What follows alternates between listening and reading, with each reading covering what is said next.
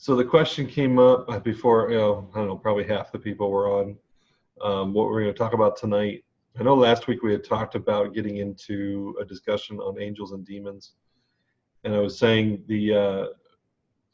there's some big parts of that answer that require way more in-depth understanding of the origin of the universe. And let me rephrase it: big parts to how I would answer it.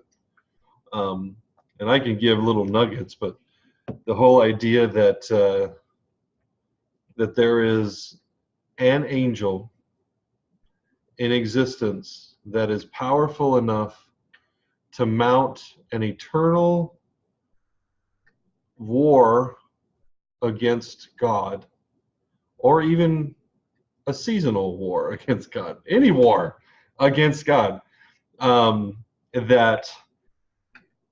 that resembles the depth of dark and light.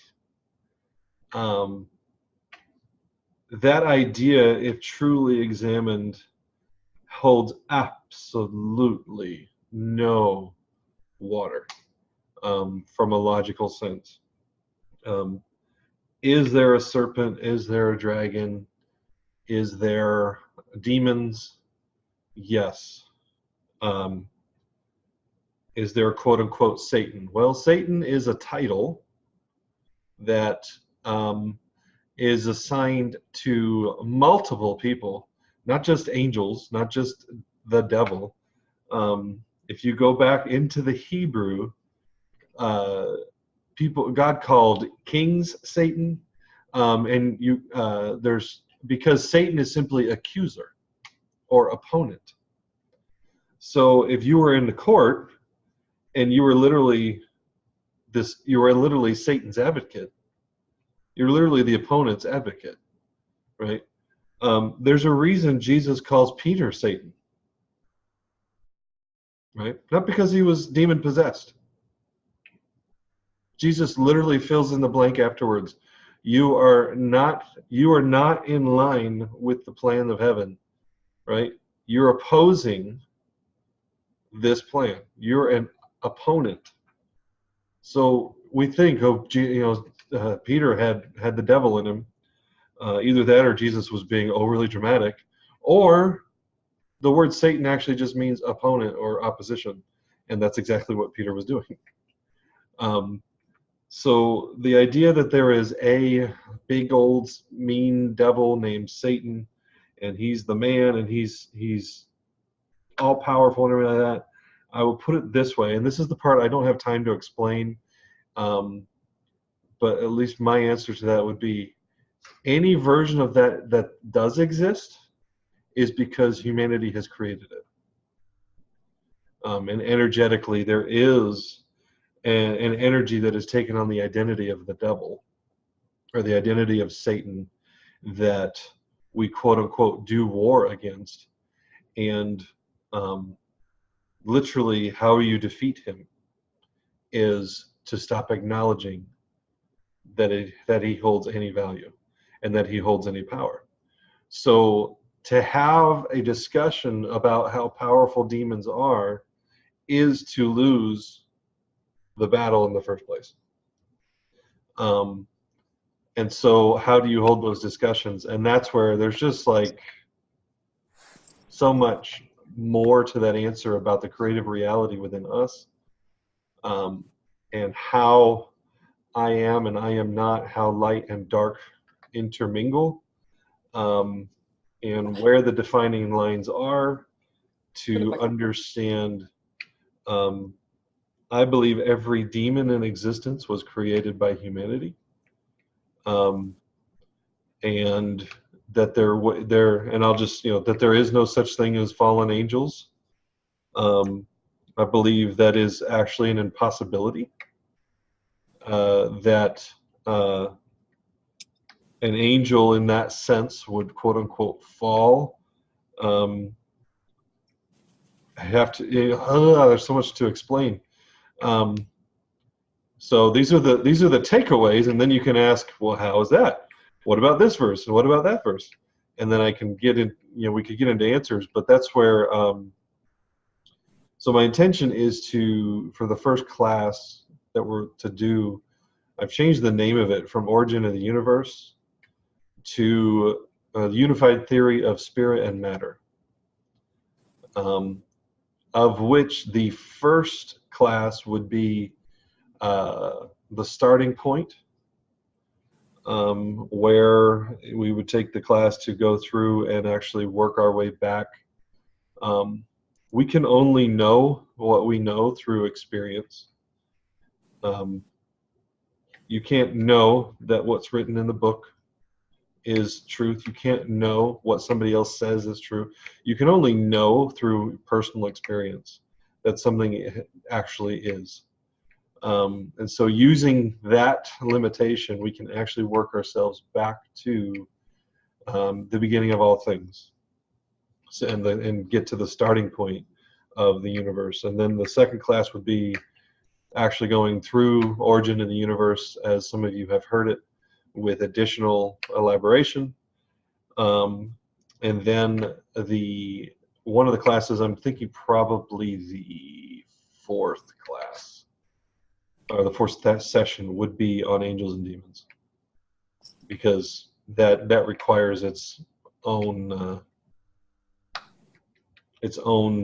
couple hours to talk through, because the demonic is a massive question in the church, and the angelic is a massive asset that we've failed to engage with. And I'm trying to think of an analogy. I mean, it is literally listening from where I sit, listening to church people talk about angels and demons is like going on Facebook and watching foreigners talk about our politics. It's like, it drives me nuts. Like, you don't live here, you don't even know what you're talking about. You're only getting it based off of so much filtered stuff. Like the lack of perspective. You've not lived through, you've never even set foot in America, but you have a stronger opinion of our president than I should. I mean, that stuff's all over Facebook. Anyway, I digress. Point being is there's a whole world of reality that there's been books written on demonology by people who've never experienced a demon. There's entire swaths of Christianity that write on angels and demons and don't even believe they really do much these days. And then, anyway, so I'm happy to answer direct questions on some verses that you might have. I know one verse that was brought up was a third of the stars. Okay, so notice how I did not say a third of the angels. That verse that gets quoted apparently, what was it, Christina, the Mandela effect? You want to explain the Mandela effect? I mean, which explanation? The concept is that people will have different memories than what is in the current timeline, basically. Is that what you mean? Well, the one you posted about, like, the lion and the lamb. That is, yeah, people definitely remember that differently. The verse says the wolf will dwell with the lamb, or the lamb will dwell with the wolf. Right. And then it says lion later in the verse, but it's definitely not what anybody remembers. Right. So everyone quotes that the lion will lie with the lamb, and that's not in the Bible. Like, there's no verse that says that. But people take inference from different verses, and then the church creates this factual, like, we all know the Bible says the lion is going to lie with the lamb, and then someone stands up and says, can you show me where it says that? And everyone goes, oh, come on, seriously. And you go, no, please show me the verse, because it doesn't exist.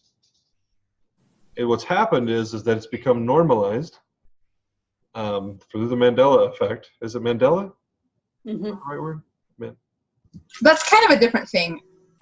Oh, okay. But it's one of the reasons that people think that verses are disappearing from the Bible or changing in the Bible. But Right. because of the Mandela effect, they're connecting the two. I think in this case, it's more like what you're saying, that people just take stuff and change it up in their own minds. Well, it's been taught for so long that a third of the angels fell to the that a third of the angels fell from grace or were cast out of heaven. They're literally, you will not find that verse in the Bible. You will find it. You will find the book of Enoch talks about fallen angels, which the book of Enoch is not in the Bible. And even then, I'm not sure it says a third. But it's inferred from the passages that talk about the tail of the dragon cast a third of the stars to the earth. Okay. Without getting into a deep explanation of the demonic side of that, I would say, actually, before I give I'm curious what others have heard about that verse. I want it to be more.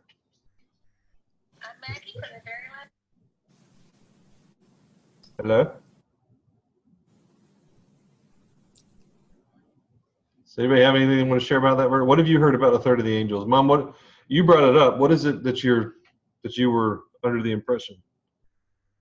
Oh, well, I think it's the Mandela effect. You're right. I know it is. I know better. I know it is the third of the stars. And I know, not angels. And I know that the words are the tail of the dragon casts a third of the stars to earth. I still don't understand it. And I have the traditional teaching that I've had for years. But I'm open to logical correction. Anyone else? Has anybody else heard the idea that a third of the angels fell to the earth? Matt raised his hand. I see that hand. So, Jen, I see that hand. I see that. Where to start and where to end? Oh dear Lord.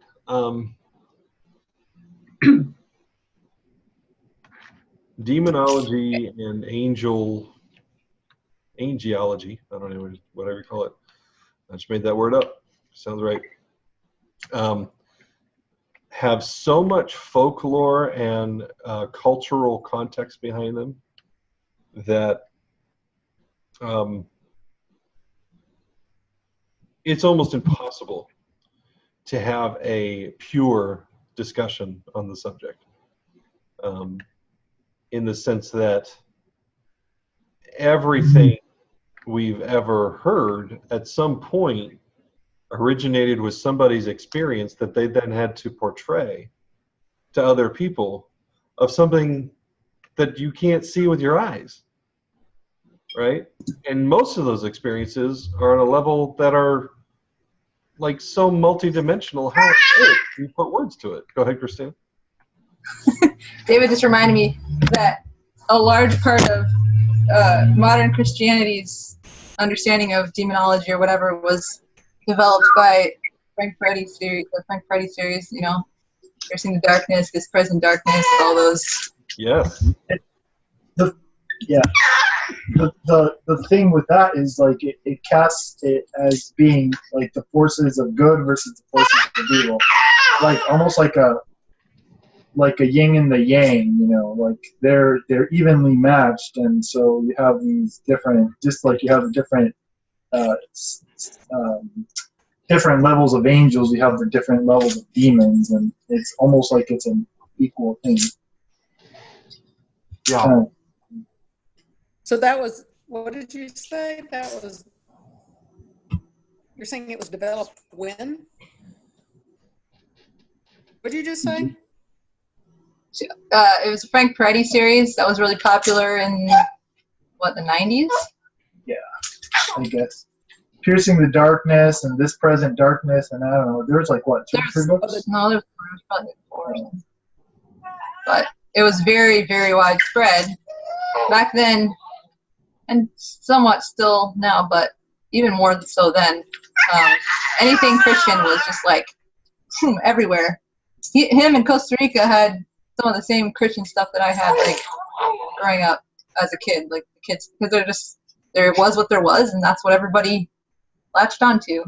Yeah. Before social media, before the real proliferation of the internet, where you could get one scholar saying that's a load of bull crap, here's what, blah blah blah, versus another. It was really the one that had the most interesting story got listened to the most. So, for better or worse, you have demonology that's developed by Frank Peretti, which those books are very entertaining. So is Left Behind. But most people's end time theology is built on a novel. But even going back further with angels and demons and all that, I mean, think about, okay, I had this experience, let me tell you about it. How on earth do you write that down in an adequate way that you can't find like existing concepts to match it with?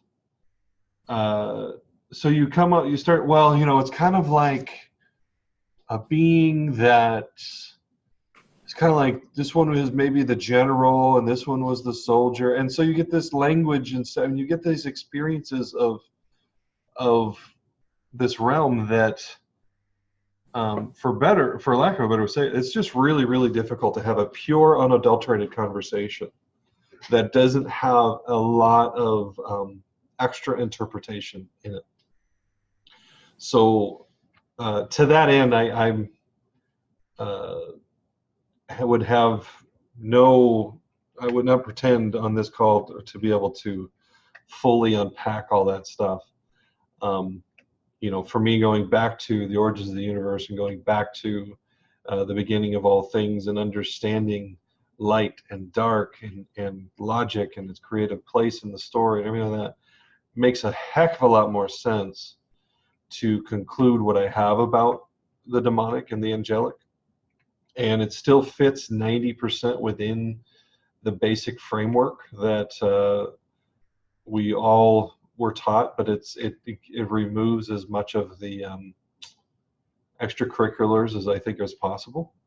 But back to the third of the stars being cast down to the earth. So first of all, that comes from Revelation. It's chapter 12. The apocalyptic language in Revelation, there's a few things. I'm going to use the whiteboard. Mm-hmm. It's 12:4, by the way. Michelle looked it up. Good, I was right. Where's the whiteboard? Mm-hmm. Oh, I know what it is after that. Okay. You guys can see this? Mm-hmm.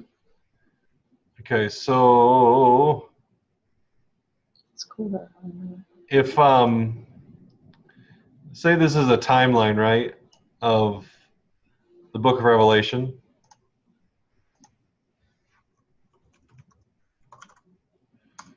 Okay.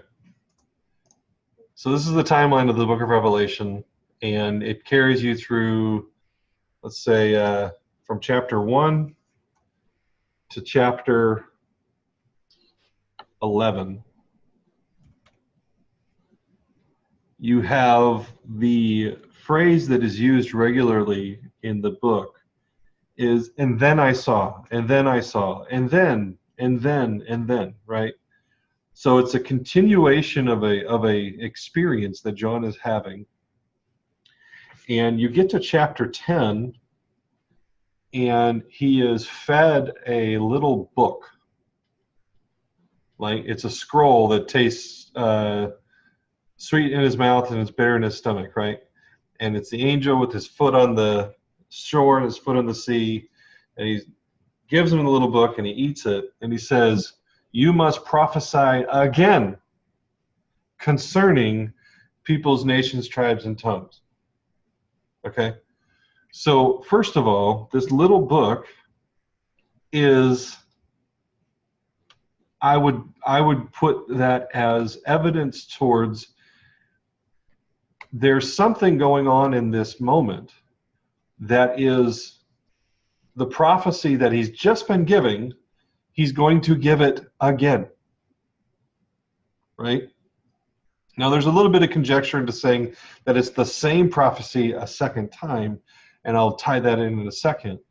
But to at least say, just looking at the documentation, he is absolutely receiving a second prophecy in the form of the little book, in which he's then going to prophesy again concerning peoples, nations, tribes, and tongues.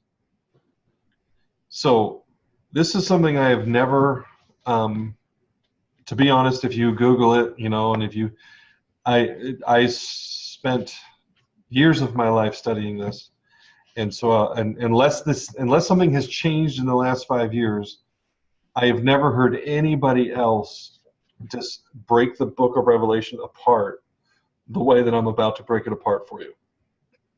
And this is relevant because this passage about the third of the stars being cast into the earth is right at the beginning of what I call the little book. So if you study the language, let's just say it's like right here.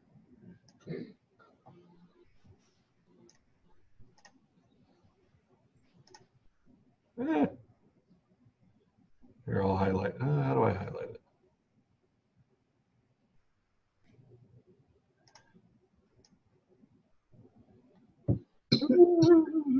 All right, that doesn't look good at all, but whatever, you get the point. So let's say right here you have chapter 12, right? Chapter 12 starts with, I saw a great sign, there was a great sign in heaven. It doesn't say, and then, or it just immediately starts off as all prophetic language does to, I'm going to tell you what I saw, right? So it does not, of its own volition, it does not insert itself into the sequence of visions that John is having. So, and additionally, then if you read 12, 13, and 14, the entire language of the prophetic pictures changes, right? So from 1 through 11, you have 7 churches, 7 seals, 7 bowls, 7 thunders. You've got all this language, right? And then you get to a dragon, the harlot, and the times, and half a time language. So the language changes completely from chapters 12 to 14. I believe that, and if you were to take, so imagine this here.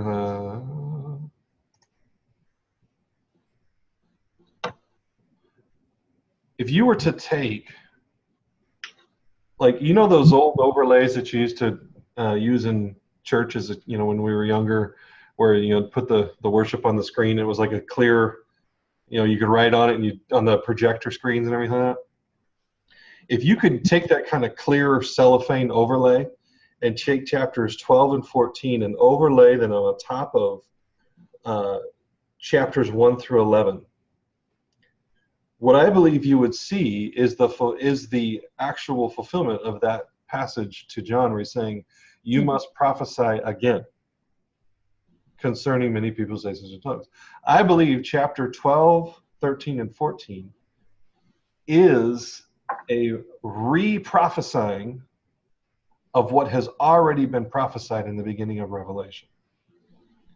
And he's changing the language, and he's changing the point of the story. Right? So if I were to tell you the events of the last 2 years of the United States, I could tell you everything through the lens of the economy.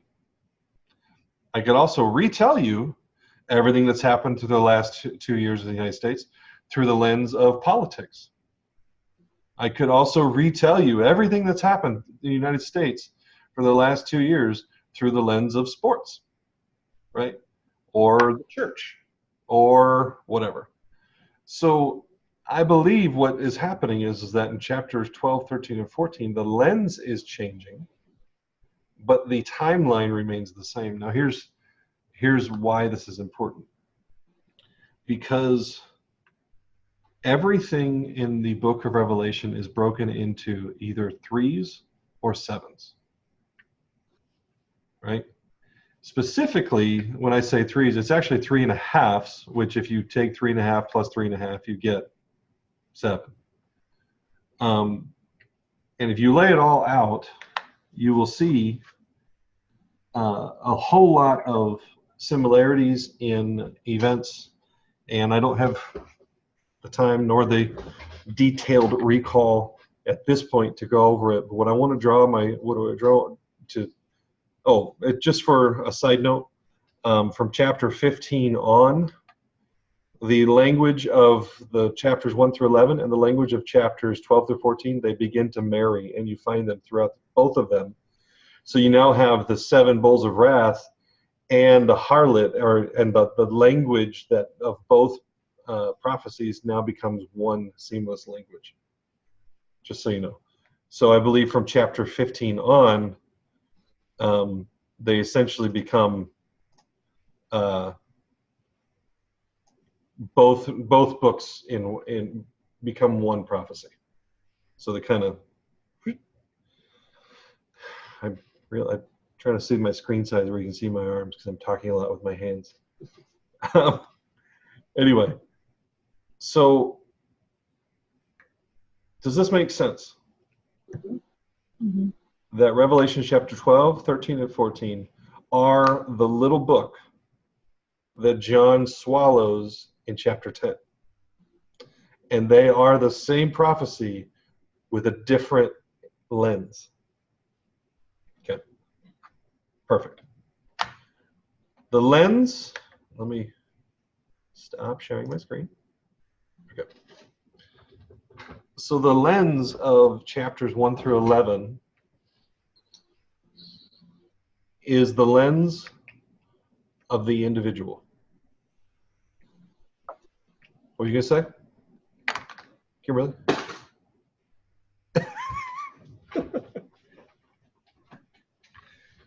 And this is the individual, known as the overcomer.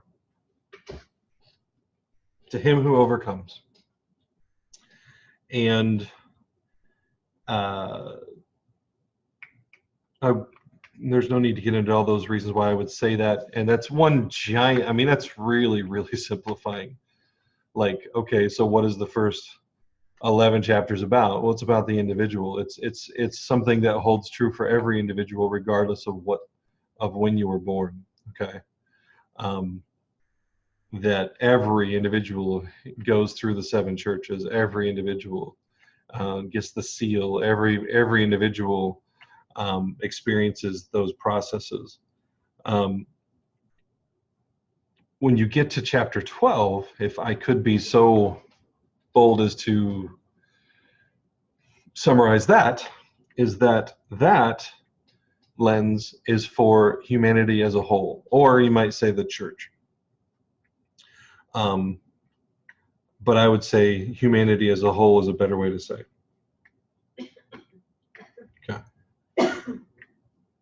So it starts out with this statement that I saw a woman clothed with the sun, and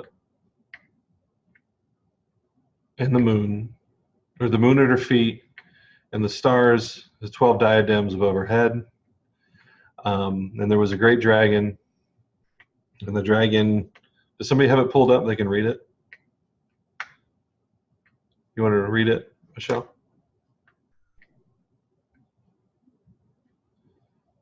Translation I use? Huh? Do you care what translation? No. I have it defaulted to the Passion Translation. I don't know how you feel about that. No, I'm good. I don't. Okay. Unless it totally changes the story, I'm not. Yeah. We'll see what it says here. Then, how far do you want me to go? Read through the stars falling to the earth. Okay. Then an astonishing miracle sign appeared in heaven. I saw a woman clothed with the brilliance of the sun, and the moon was under her feet. She was wearing on her head a victor's crown of 12 stars. She was pregnant and was crying out in labor pains in the agony of giving birth. Consider this, another astonishing miracle sign appeared in heaven. I saw a huge fiery red dragon with 10 horns and 7 heads, each wearing a royal crown. He was wearing 7 royal crowns. The dragon's massive tail swept across the sky and dragged away a third of the stars of heaven and cast them to the earth.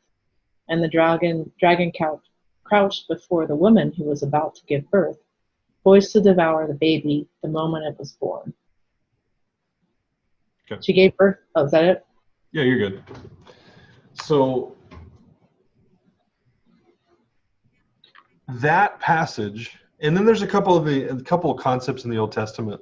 So I don't want to dumb it down and say that's the only thing that people get it from. No, they mix that with a couple other ideas from the Old Testament, and they say a third of the angels fell, and then they really, really put the cherry on top when they look at the book of Enoch and the sons of God that fell and all that stuff.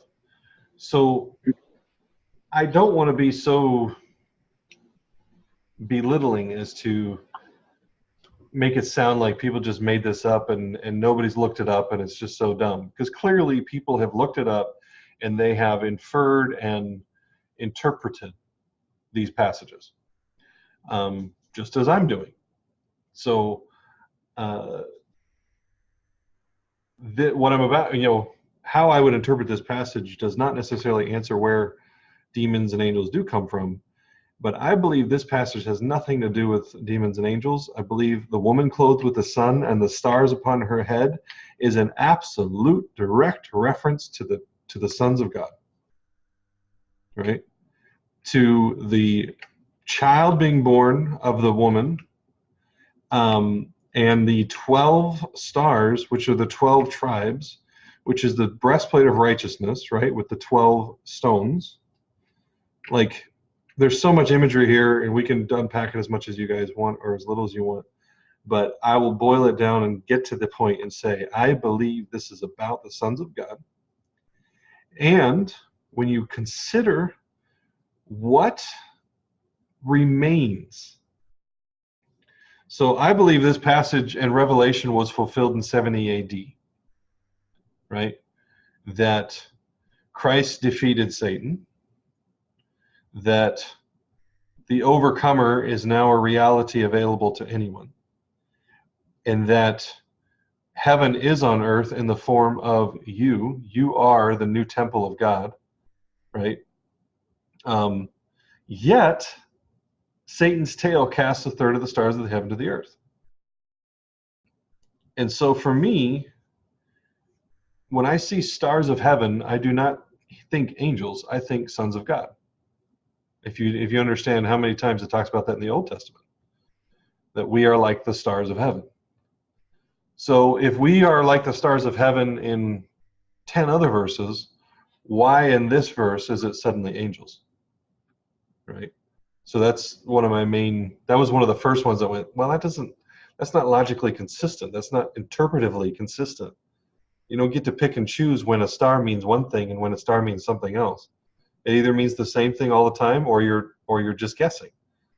And so I believe the stars of heaven represent the sons of God, which is all of us, and that a third. So if you actually go into the Greek, it doesn't say a third. It doesn't say like a fraction, 1/3. It actually says something really interesting. It says 1 of 3 parts of the stars. It's a very interesting phrase. I understand why they interpret it as a third, unless you have a lens that sees the sons of God as three-part beings: body, soul, spirit. So with that lens, I would then ask you, what third of the stars do you think the tail of the dragon, the deceiver, has cast down to the earth? The body. Right? So I believe that that reference is absolutely about humanity believing the lie that's in the day you eat of it, you will surely die. Right? And that our bodies still experience death because of the tail of the dragon. And that it's the 1/3 part of the stars. And so that it's not numeric, it is experiential. That we are the stars of heaven, and because of the lie of the devil, we still experience death. Which, excuse me, that by default that would mean 2/3 of the sons of God have not, or are not dying. Right, their soul and their spirit. But I mean, their body. No, you're still fractioning out the population. Don't fraction out the population, fraction out the individual. You are a three-part being, and one part of you, part of you. Got it. But the 2/3, your soul and your spirit, are not. Right? Which, by the way, Jesus came to redeem the soul. Right? So the law came in as a redemption for the spirit. Jesus came in as redemption for the soul. And he says there's a greater work that still must be done. Right?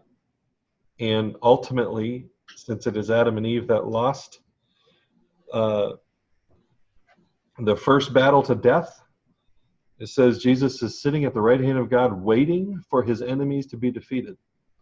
And the last enemy to be defeated is death. Right? The Bible says that. So my question is, who's supposed to defeat them? Right? Not Jesus. He's waiting. Right? So who's the one supposed to be defeat death? And I would argue it's the same ones that lost to him the first time. Us. So immortality is the final prize that Paul was rushing for. Immortality is the third part of us that still needs redemption. And immortality is actually, and this entire victory is actually in the hands of humanity to believe that we already are like God, as opposed to believing we need to do something to become like God. So that the entire point of the trajectory of mankind is to be immortal. To be the physical body of God. It's all throughout. And so as long as mankind continues to experience death in the physical, then that passage of the third of the stars being cast down to the earthy, will remain the reality. So that's a vastly different explanation than angels, clearly. And I'm okay if some people aren't sold on that. There's a lot of pieces I just kind of jumped over really quick. I don't know if I'm quite prepared to. It's been so long since I've studied it, I might need to brush up. If somebody had some questions, I won't pretend to have answers that I forgot. But I did this study years ago, and I came to a 100% conclusion for myself that that passage was talking about the body, the mortal body of humanity being cast down by the lie, and that entire passage. The reason I wanted to pack in and explain Revelation 12 through 14 as being different than the rest of Revelation, is because I believe the Spirit was zooming in on what role the devil played.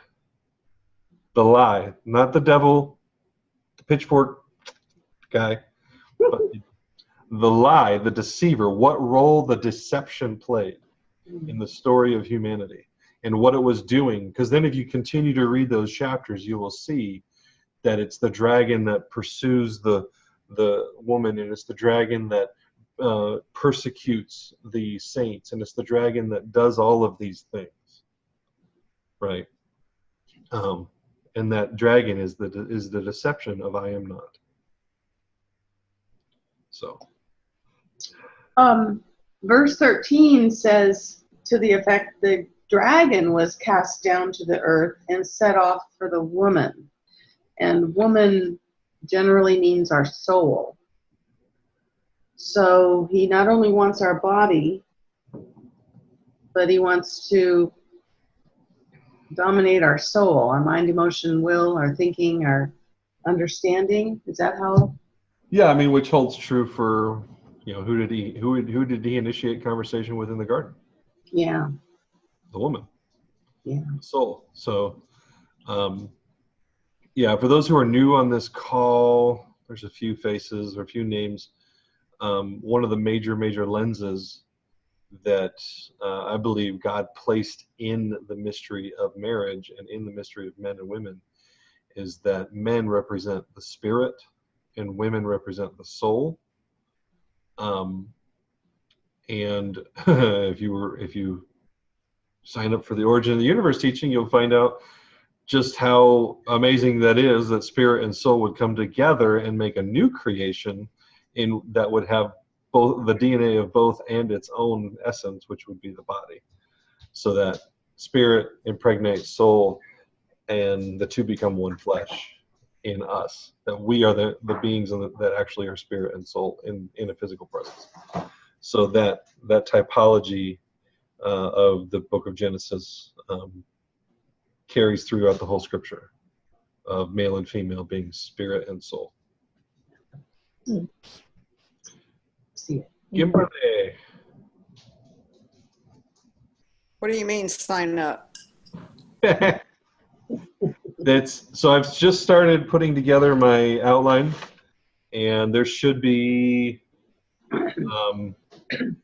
I'll pick up some dates and stuff, and there we'll do stuff like this, but we'll be a little bit more I'll probably be with a better camera and a whiteboard behind me, and we'll kind of do some online webinars. Not at your house? Yeah, we'll No do cigars? this one will be virtual. I think we'll try to do an in-person one later this fall if everything goes well with the move in Vancouver, and try to do something more experiential, such as healing or learning spiritual skills. But With cigars and cocktails. heck yes, the only way to experience Jesus. Hallelujah. That's how he wanted it when he was here. He was a wine bibber and a partier, man. Look at David. My family's going, yay. All right. Was there any other questions, specific questions scripturally? I know I have not really filled in the blanks on what angel and demons are, but I'm just asking for grace on that because that's like way bigger. But I'm happy to go right at specific ideas that you maybe have heard that you want answers for. Well, this is real quick, and you don't have to address it if it's too big, but you had mentioned, yes, there is a serpent. Okay. So what's that? It's so here's it's a really, really deep.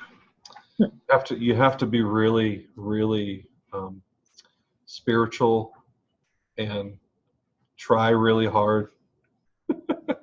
Oh, by the way, after last week, I'm officially signing off every week. Try harder, do better, you suck.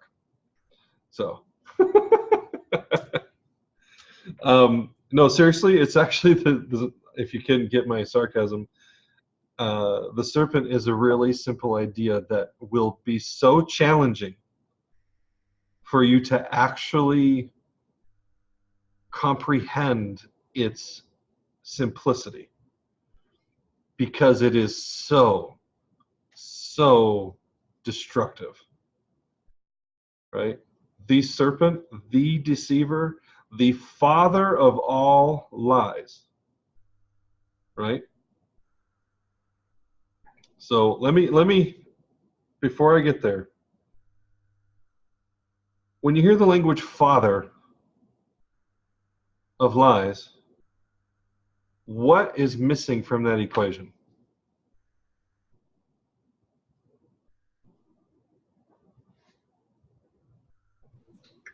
Children? No, the lies are the children. Father of lies.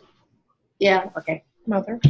Who's the, Yeah, who's the mother? yeah, Mother. Yeah, yeah, you have to give birth to it. right. So who's the father of lies? And more importantly, who is the mother of lies? The person thinking. The So person the father receiving. lies, a lie is the serpent is doubt or question. I would be more specific than that. So, Thought. Because here's the thing. To father a lie, You have to create it. well, you can father a lie without actually telling a lie. Yeah, you just think it. Well, you get the mother to actually produce the lie. The father only shows this necessary seed. yeah, that's what happened in the Garden of Eden. Right. So And that's where the snake, Satan didn't tell a lie. He didn't tell a single lie in the garden. He fathered every lie, but he didn't tell any. Eve was the one telling all the lies. Okay. She was the one birthing them to herself. So the serpent is actually a true reality, right, that is designed to deceive you into birthing lies. Okay? that's good. Okay? So here's the serpent is an idea that you and God are different. That's Mm. true. You and God are different. The lie is taking that statement that God and I are different means we are not the same, or means that we are separate.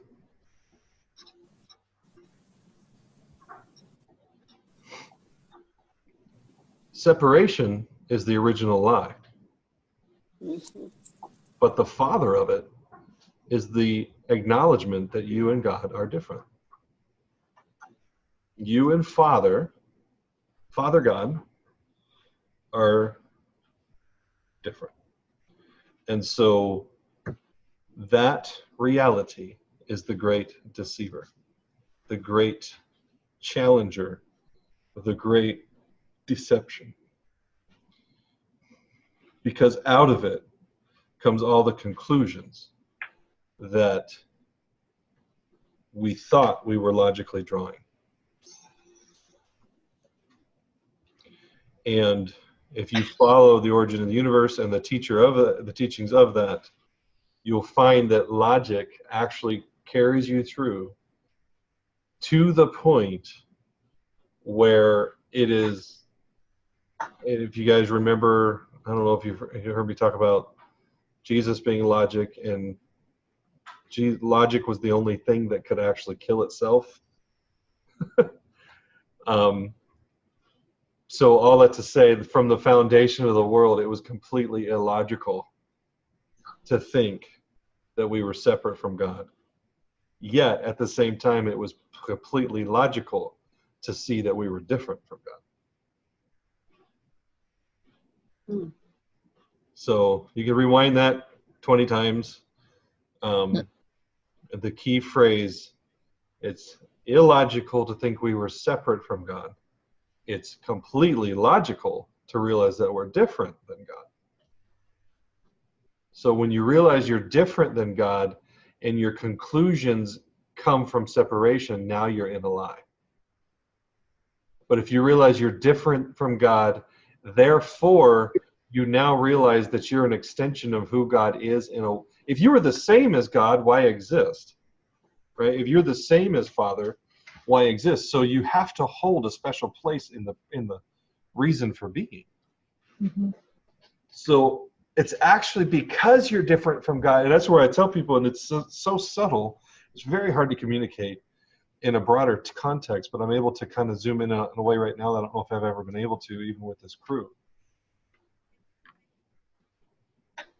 If you really understand what's going on, what Eve could have, should have done is take the truth that she and God are different. And primarily, I mean, what's the number one difference? We have one of these, he doesn't.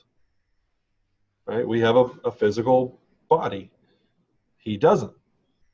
So when you take that reality and you then equate to he is different from me, therefore he's separate from me, you have now taken that difference and it has deceived you, and it has fathered every lie that comes from it. Okay.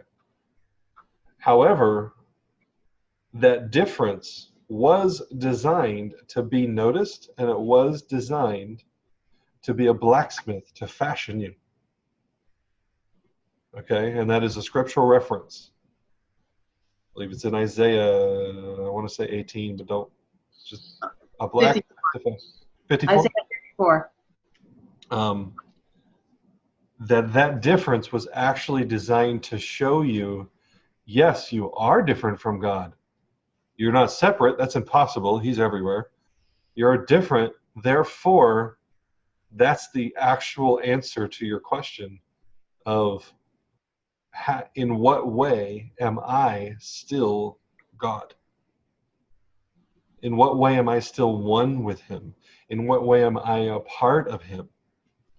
Oh, I have a body. He doesn't.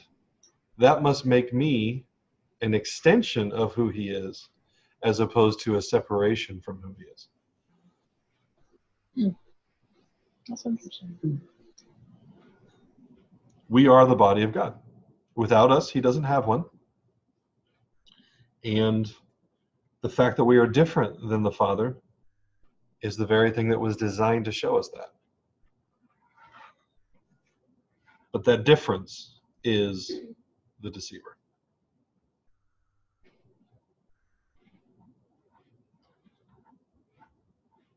Does that answer any other angel demon questions? That's a nugget I can chew on for a while. That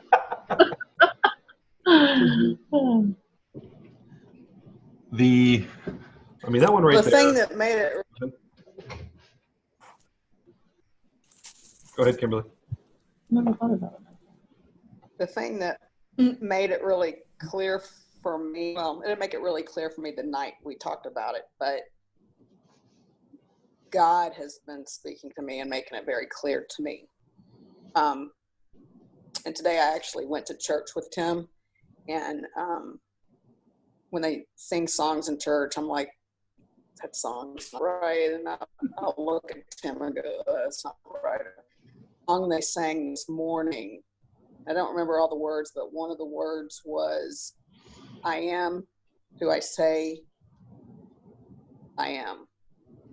And it was saying something, implying that and God was speaking to my heart saying, Kimberly, you are who I say you are.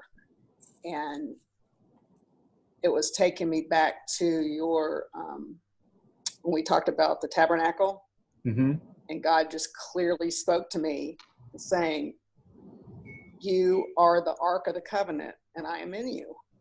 And you are, I am. And I just started bawling. And I'm sure Tim was like, well, why are you crying at these songs? I thought you didn't like them.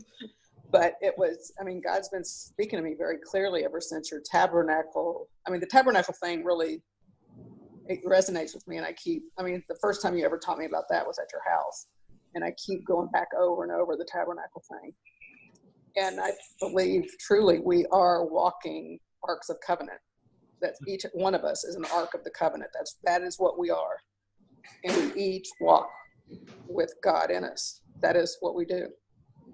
And then all of a sudden I was standing there and I was looking at everyone in church. I'm like, everybody here is an ark of the covenant and they have no clue. Or some may not. I mean, I don't know what they know. But I'm like, wow, this church is filled with arks of covenants. And then I'm like, do y'all know? That's the thing, is that they've been taught, well, you're the temple of God. God dwells in you. And it's like it's so funny if you really just slow down and go, okay, so God, that God, like define God. They go, okay. They go, that one is in you. And people go, and they immediately go, yeah, like a little Russian nesting doll. He's kind of like right here. You're like, no. Woo! How does that guy turn into a little Russian nesting doll inside of your heart?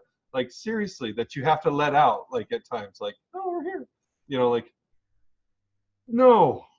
Like, you can't get away from the oneness that I am in you and you are in me. Like, you cannot get away from that reality. He has never left you. He has never forsaken you. He's never not been completely one with you. And people go, well, that's great. Can you explain that to me? And thankfully, yes, I can.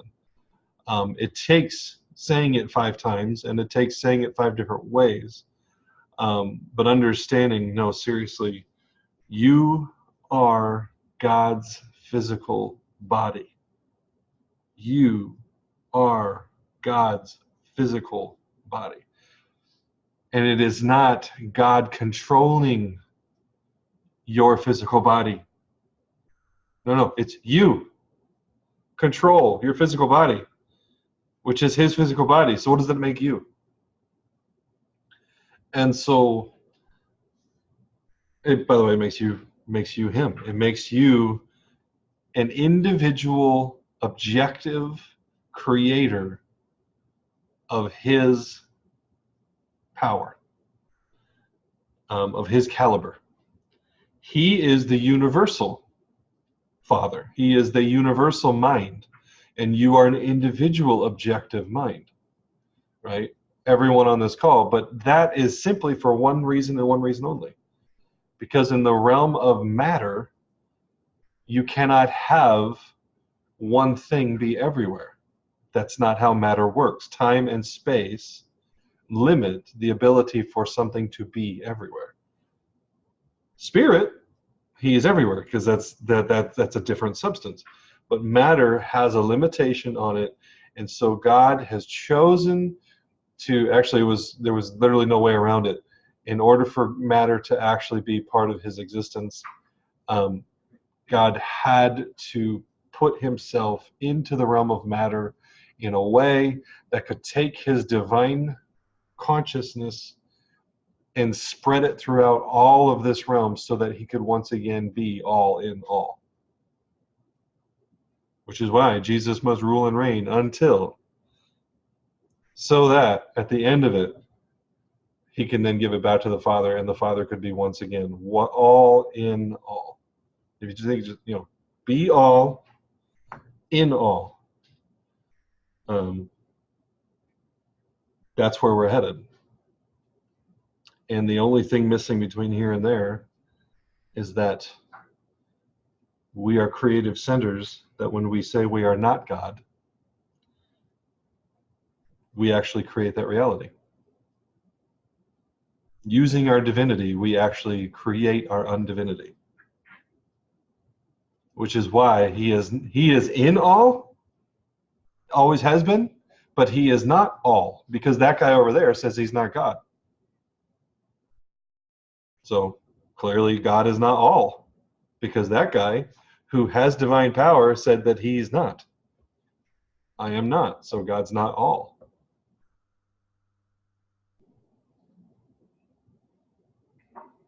It's that guy over there. His name is Bob. Or maybe it was Carl. Carl. Okay, this is a really random question. We're moving into the age of Aquarius. Real quick, do you know what age is after Aquarius? Is it Leo? No. No. Kimberly, did you say that? What's it? Capricorn or Libra? Where's my notebook? Do we kind of think that by the time it gets to Leo, that's when God's going to be all in all, because Leo is the lion, Lion of Judah, Jesus. Because I mean, if an age is about 2,000 years, we have a long time yet. Sorry, I didn't disappear. I was trying to find my notebook, and I could hear everything you were saying. Right. Yeah, I know.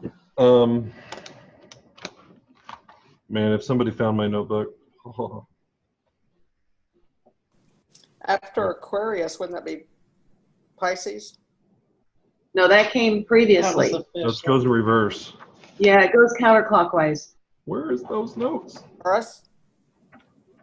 Oh, The ages They go say in a for 2,000 counterclockwise. years. It will stay Aries? 2,000 years. No, it is Capricorn. Okay. How'd you What is? know? And what's Capricorn? Oh. It's a ram Yeah, or a goat. it's the goat, not the ram. Aries is the ram. Aren't goats stupid? So, oh boy. Yeah, like I don't mean to open a whole, but I said that. Jen, you got something on this? I know you do. She's getting it look like. What the? What's Kaylee? Are Kaylee's are got you a this. Capricorn? What's Capricorn?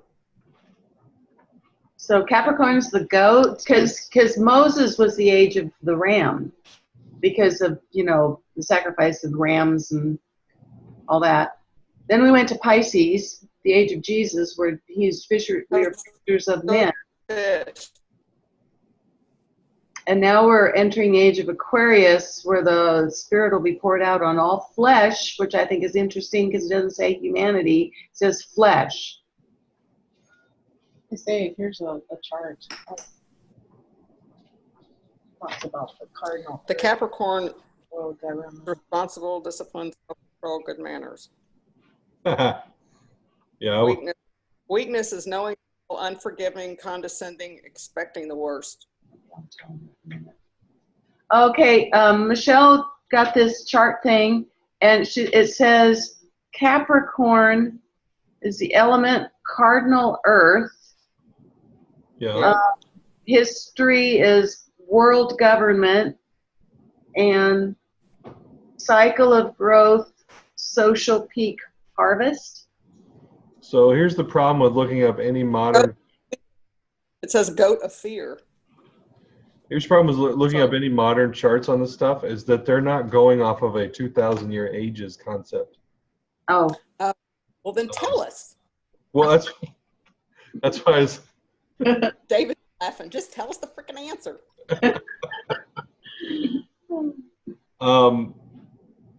Bueller. So I believe the last, well, not the last three, but the ages that we're in right now, as far as the sequence, by the way, we're coming into a cardinal point, which is Aquarius. So if you look at a clock and you put it in quadrants, and then each quadrant has 3, 1, 2, 3 o'clock, 4 o'clock, rock, 5, 6, 7 o'clock. 8 o'clock, round the clock tonight. We're going rock. I believe that we're finishing the quadrant, if you will, we're in, and it's the redemption of the spirit, soul, and body of humanity. Right? So we're coming into the last age where in the first fruits will be those who put on immortality in the beginning, and then the harvest will be all of humanity putting on immortality 2,000 years from now. Or quote-unquote ascension, if you want to look at some of the other language that's out there. I would point you to 2,000 years of human history from now. We're going to be on other planets. We're going to be in other galaxies. We're going to be doing space travel. It's going to be pretty freaking awesome. You would stop it. What? Stop. For reals. Yeah, absolutely. Yeah, Hollywood's picking it up already. I believe we already are there. We just don't know about it. But anyway. Yeah. So wait. Shut the front door. Why do y'all look normal? Y'all look like normal on the screen. No one is like reacting like I am. Y'all are like, yeah, well, okay. For real? We've heard this before. Yeah. Yeah. Look at all y'all. Well, real quick, this is a side note. I heard a teacher in my home church here in Phoenix, Ian Johnson. It was really interesting because they're all these prophetic people are prophesying the 2 billion harvest is coming upon us, which I agree. But he was disturbed because he said, well, but there's like 6 billion, 9 billion, whatever on the earth. He said, so that's only a small portion. And then he chewed on that with Father, and he felt he got the answer. That's sons of God. There's going to be a 2 billion harvest of sons of God. We are the first fruits. What do you think, Austin? I believe what's coming is the latter rain of the age of Pentecost, where the fulfillment of the passages where Peter stands up and says, this is that which is spoken of by Joel the prophet, that I will pour out my spirit on all flesh, your old men will dream dreams, young men will see visions, blah, blah, blah, blah, blah. I believe we'll see the latter rain of that. I believe the day of Pentecost, recorded in Acts, was the early rain or the first fruits. And I believe 2,000 years later, the harvest is ready, and we will see the latter rain or the harvest of that same thing. The same thing happened in the age before with the age of Passover, where the Israelites leaving Egypt were the first fruits and the early rain, and then Jesus in the upper room. Suddenly it was for everybody, regardless of whether you were there or not. The Passover now applied to you, so it was the harvest and the latter rain. Right? So Jesus finished the age of Aries in the upper room, and then he began the age of Pisces. This is my blood of the new covenant, right? So I believe we're going to see the finishing of the age of Pisces, which is the harvest of Pentecost, which to me is my answer to your question. Why on earth would 2 billion people come into salvation or sonship or whatever you want to call it, however you want to define it? And I'm trying to dodge that part of it, but I'm not all that concerned about what level. But to say that how on earth does 2 billion people do that? Easy. They get the Spirit. The Spirit is poured out on all flesh, whether they ask for him or not. Because it's the harvest of the age of Pentecost. And so that would, if you're not following, that's also, Spirit. So Passover was about the Spirit. Pentecost was about the soul. Okay. The ingathering is about the immortality. So these are the 3 major feasts, by the way, in Jewish history.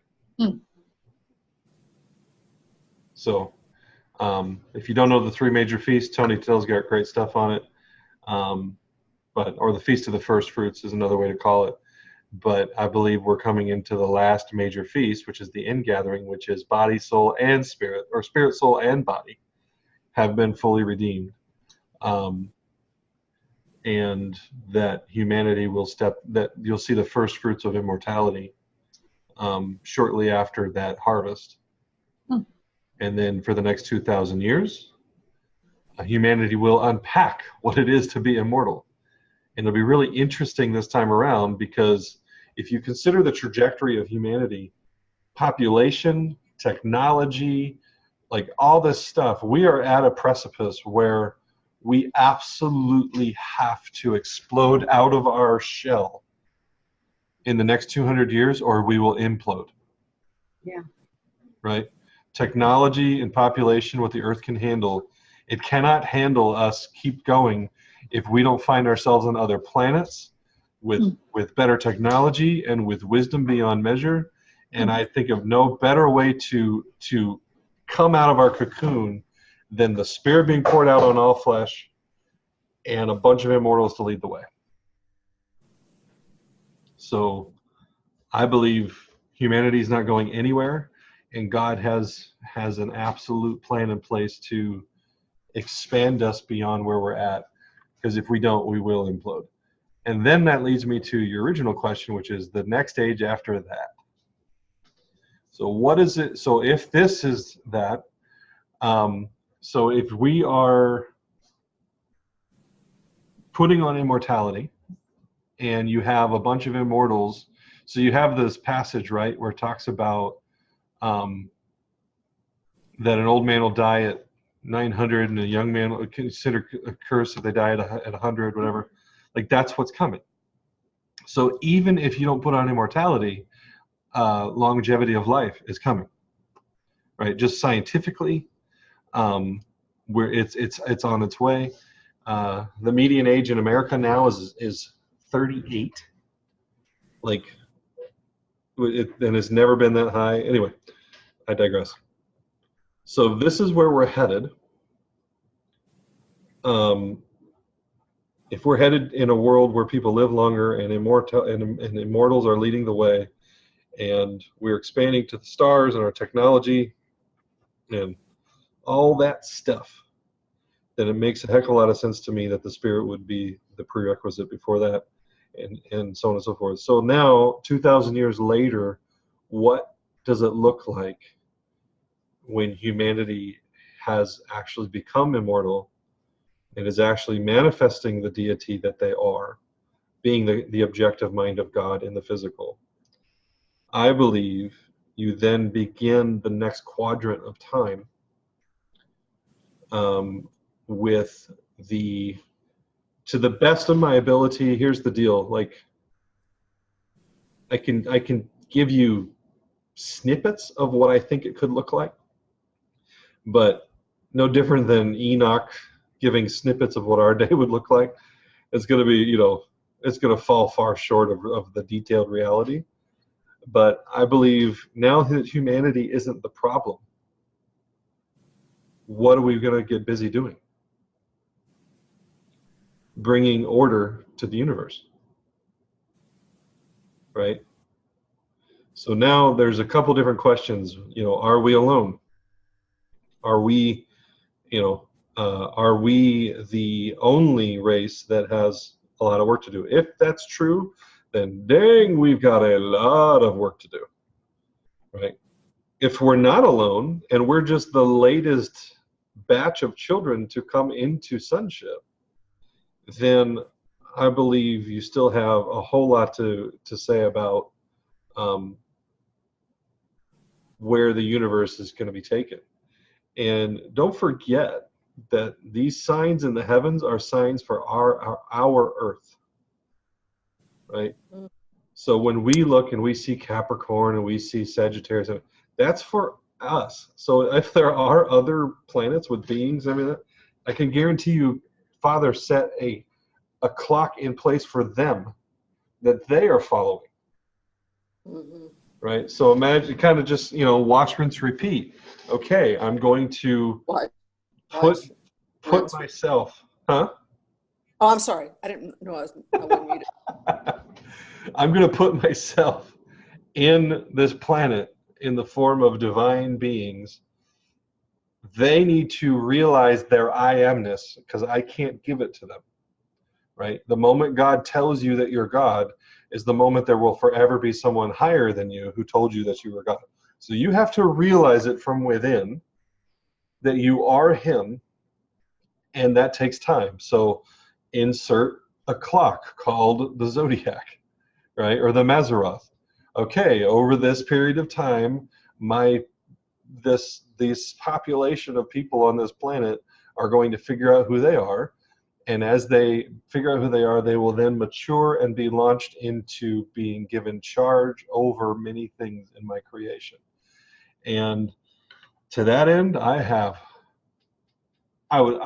this is where I'd like to sit down with a cigar and a glass of bourbon and talk about, like, okay, does it look like, you know, here's this crazy idea, and I know that there's other religions or other sects of Christianity that have concepts here, but, and I'm not saying this definitively, but there's like, what if Jesus was once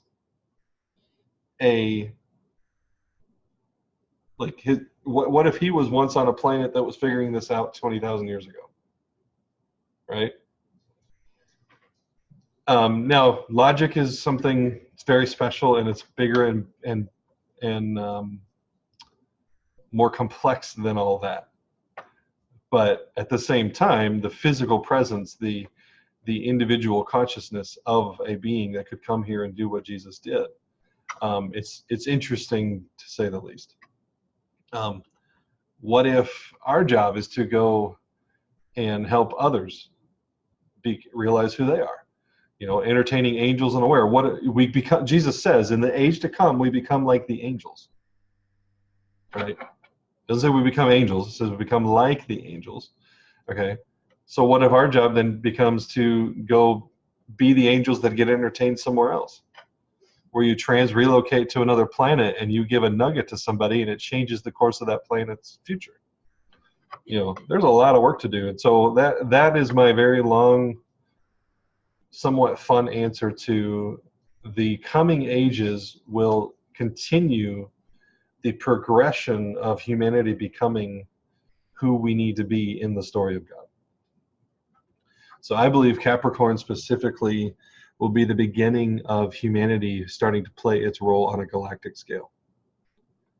That until we finally fix ourselves, we are the project.